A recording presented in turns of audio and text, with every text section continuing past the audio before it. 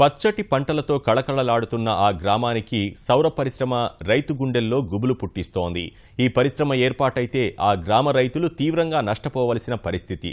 దీనికి తోడు భూములకు అతి తక్కువ ధర చెల్లిస్తామనడంతో రైతులు కుంగిపోతున్నారు. కడప జిల్లా కోన అనంతపురం రైతుల ఆందోళనపై ప్రత్యేక కథనం.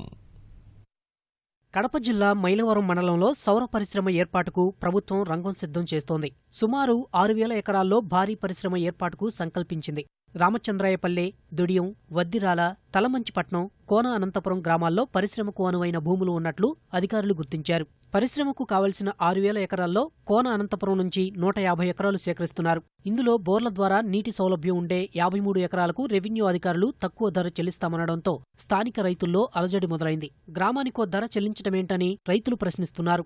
ఈ తలమంచిపట్నం 7,50,000, ఈ దుడియం వచ్చేసి 6 లక్షలు, రామచంద్రపల్లె 6 లక్షలు, ఉద్రాల 6 లక్షలు. అదంతా ఆ రేటు కట్టిస్తూ మాకు తలమంచిపట్నం కోనంతపురం తండాలో ఎస్టీ కాలనీలో 3,50,000 కట్టిస్తామంటున్నారు. ఈ రేటుకి ఇచ్చికే చాలా కోల్పోతాం మేము. మా పిల్లలు ఆధారం లేకుండా పోతుంది. మాది 3 ఎకరాల భూమి ఉంది. దీనికి మిరప పండుతుంది, పసుపు పండుతుంది, శనక్కాయ పండుతుంది, ఏ పంట పండుతుంది.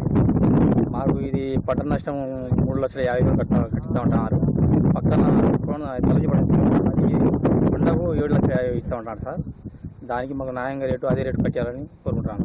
కోన అనంతపురంలో 100 కుటుంబాలు 400 జనాభా నివసిస్తున్నారు. బోర్లు, బావుల కింద పసుపు, శనగ, పత్తి, మిరప, వరి, ఉల్లి పండిస్తున్నారు. సారవంతమైన భూములను తక్కువ ధరకు ఎలా వదులుకుంటామని ప్రశ్నిస్తున్నారు. నాది 3 ఎకరాల బలం ఉంది.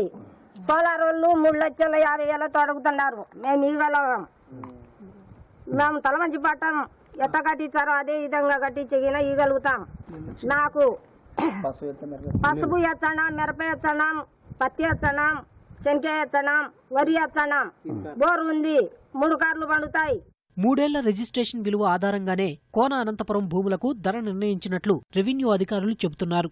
ఇప్పుడు లెక్కాచారం చేసింది 3 లక్షల వరకు వస్తుంది. ఇది భూసేకరణ చట్టం ప్రకారం మనం 50,000 పెంచి ఇస్తామన్నాం. వాళ్ళు 50,000 పెంచినా మాకు సమ్మతం కాదన్నారు. కాబట్టి ఈ 3 లక్షల రూపాయల వరకు మనం ఏదైతే ధర నిర్ణయిస్తామో దానిపైన అవార్డు అప్పుడు వాడు అప్పీల్ చేసుకోవచ్చు. వాళ్ళు అప్పీల్ చేసుకున్న తర్వాత దాన్ని గవర్నమెంట్కి పంపిస్తాం. గవర్నమెంట్కు ఈ మొత్తం వీళ్ళకి ఇవ్వచ్చు అని చెప్పి మనం పంపిస్తే ప్రభుత్వం వారు దాన్ని ఆమోదించి మీరు ఇవ్వండి అంటే ఎంత మనము పెంపుదల చేయగలమో అంత పెంపుదల చేసి ఇవ్వగలము అనేటువంటిది ప్రభుత్వం ఇవ్వండి అని అంటే అప్పుడు ప్రభుత్వం చెప్పిన మేరకు చేస్తాం. ఎకరాకు 7.5 లక్షలు ఇచ్చి బోర్లు, పైపు లైన్లకు అదనంగా పరిహారం ఇస్తేనే భూములు స్వాధీనం చేస్తామని రైతులు స్పష్టం చేస్తున్నారు.